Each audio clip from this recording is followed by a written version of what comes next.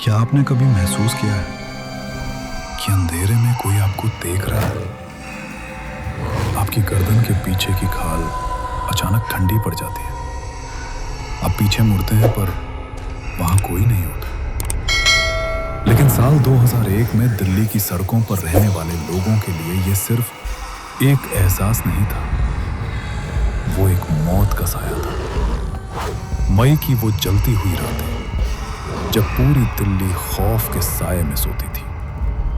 लोग कहते थे वो एक बंदर है, पुलिस कहती थी वो महज एक वहम है, लेकिन जिन लोगों ने उसकी लाल आंखों में झांका था वे जानते थे कि वो कोई जानवर नहीं बल्कि नर्क से आया कोई शैतान था।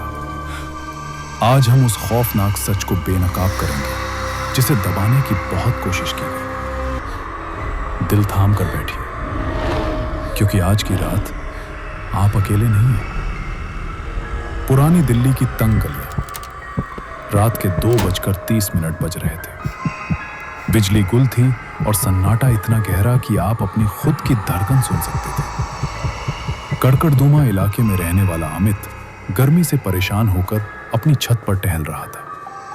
अचानक उसे पास वाली दीवार पर कुछ खरोंचने की आवाज आई। चर चर, जैसे कोई लोहे के नाखून से ईंटों को छील रहा हो। अमित रुक गया। उसने अपनी टॉर्च की कमजोर रोशनी दीवार की ओर फेंकी।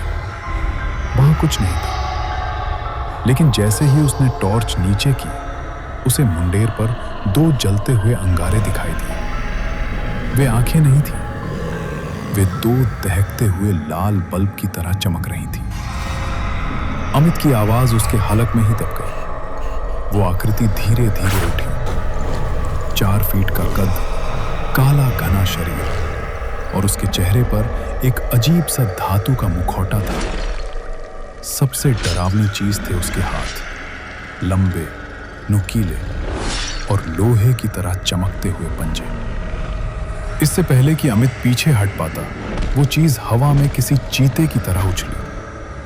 अमित की चीख पूरी कॉलोनी में गूंज उठी, पर उसकी आवाज को दबाने के लिए उस मंकी मैन ने उसके गले पर अपने ठंडे और नुकीले पंजे गड़ा दिए थे। अगले कुछ दिनों में दिल्ली नरक बन गई। गाजीपुर से लेकर नोएडा तक हर रात चीखें सुनाई देने लगी। लोग इतने डर गए थे कि उन्होंने छतों पर जाना छोड़ दिया। लेकिन वो दरिंदा अब खिड़कियों से अंदर झांकने लगा था। एक चश्मदीद ने बताया कि उस चीज के सीने पर 3 चमकते हुए बटन थे। एक नीली रोशनी निकलती थी और वो गायब हो जाता था। क्या वो कोई एलियन था या किसी गुप्त लैब का कोई भयानक प्रयोग जो कंट्रोल से बाहर हो गया था? दहशत का आलम यह था कि लोग अपनी ही परछाई से डरने लगे। एक रात एक गर्भवती महिला ने सिर्फ एक काली छाया देखी और डर के मारे छत से छलांग लगा दी। एक निर्दोष वैन ड्राइवर को भीड़ ने मंकी मैन समझकर सड़क पर ही जान से मार डाला। दिल्ली अब मंकी मैन से ज्यादा उस अदृश्य डर से मर रही थी।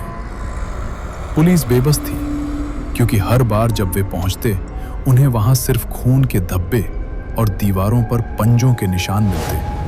वो चीज हवा में गायब हो जाती थी। जब मौतें बढ़ने लगी तो सरकार ने इसे मास हिस्टीरिया का नाम दे दिया।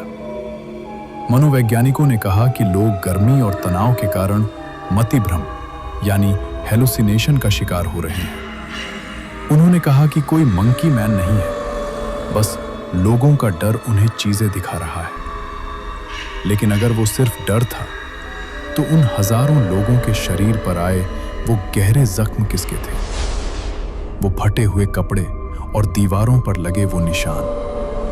क्या पूरा शहर एक साथ पागल हो सकता था?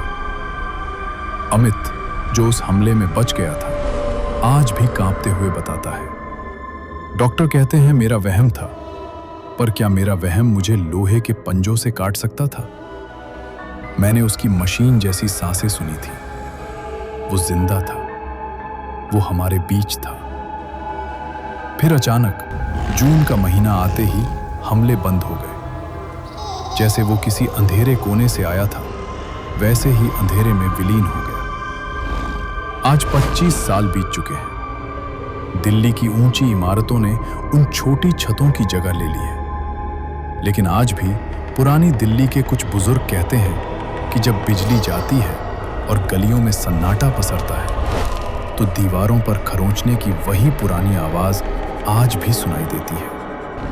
वो मरा नहीं है, वो बस इंतजार कर रहा है अगली अंधेरी रात का, अगली बिजली कटौती का, और शायद अगली बार वो आपकी खिड़की के बाहर हो। क्या आपने अपनी खिड़की बंद की है? अगर आपको ये कहानी सच्ची लगी या आपके पास भी ऐसी कोई याद है तो कमेंट्स में हमें जरूर बताएं। सब्सक्राइब करना ना भूलें। शुभ रात्रि अगर आप सो पाए तो।